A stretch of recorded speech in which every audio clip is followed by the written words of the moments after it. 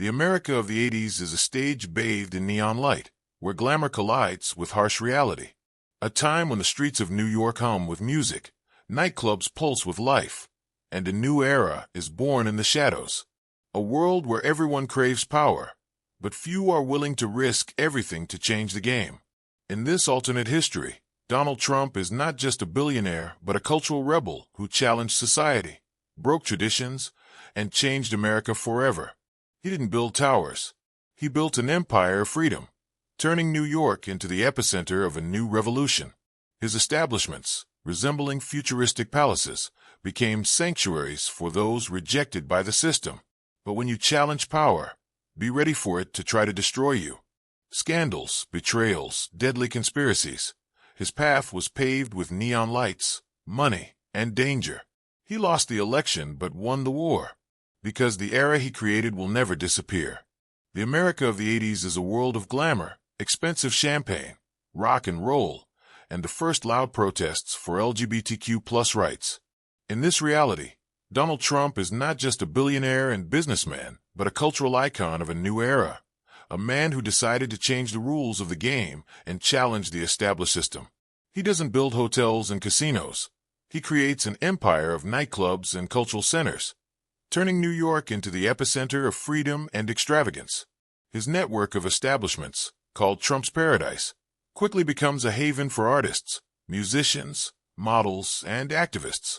In these clubs, barriers are broken, taboos are shattered, the music of the future plays, and endless conversations about change take place. Trump becomes more than just a rich man. He becomes a symbol of the new America. Unlike traditional politicians, he doesn't hide behind boring suits and official speeches. He runs his campaign boldly, loudly, and provocatively, running for mayor of New York under the slogan "Make Love Great Again." But his battle with the system turns into a series of betrayals. Those he considered friends begin to turn away. His lawyer, Richard Collins, his closest ally and strategist, leaks compromising material to the FBI, revealing not only his financial fraud but also personal diaries, where he openly writes about his journey of self-discovery. The press immediately blows up the scandal, making it the headline of the year. Conservative politicians seize the moment to destroy his reputation. Accusations rain down one after another: police bribery, money laundering, promotion of immorality. Newspapers publish bold headlines: Donald Trump, destroyer of America. Moral decay: how Trump leads the country into chaos. His photos grace front pages, and reports about him air around the clock. Politicians call for his immediate trial, and activists organize protests, demanding that the dangerous man be removed from public life. But the most crushing blow comes from his own family. On national television, his father, Fred Trump, gives a primetime interview in which he publicly disowns his own son. The studio is filled with a heavy atmosphere. The host cautiously asks if he is sure about his words, but Fred Trump just nods solemnly. "This is not the man I raised," he says. The video spreads across the country, causing a storm of discussions.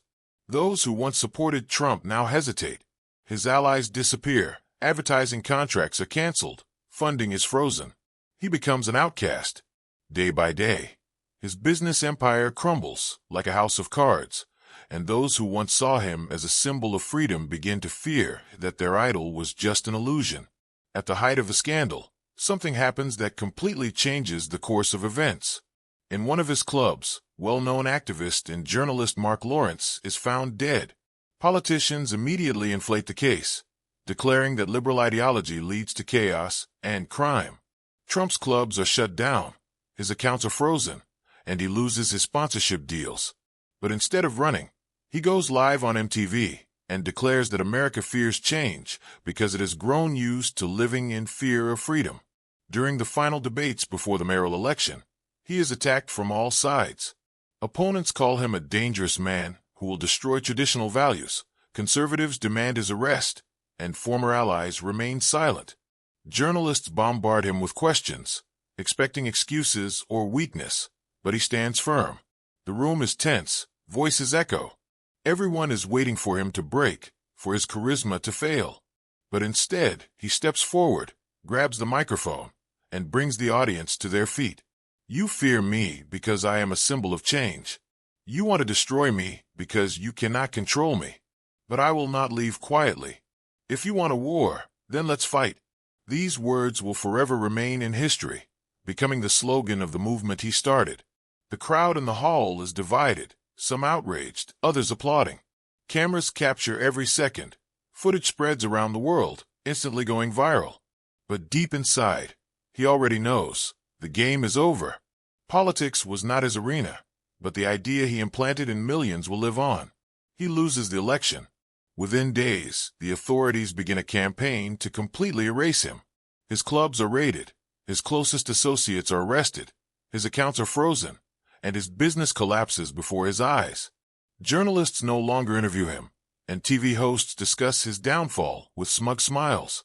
He becomes a ghost, his name soon turning into a city legend. America forgets him as quickly as it once admired him. Now his photographs are just yellowed pages in old newspapers, his voice only rare archival recordings. But the idea he sparked continues to live on, even if the world pretends it never heard his name. But 10 years later, on a giant screen in the center of Paris, neon letters light up. Trump's paradise is back. But remember, this is just an alternate universe, a fiction where reality intertwines with fantasy. History could have unfolded in many ways, but the present is in our hands. If you enjoyed this story, don't forget to subscribe to the channel and leave a like. More captivating stories, unexpected twists, and alternative takes on reality await you. Stay with us.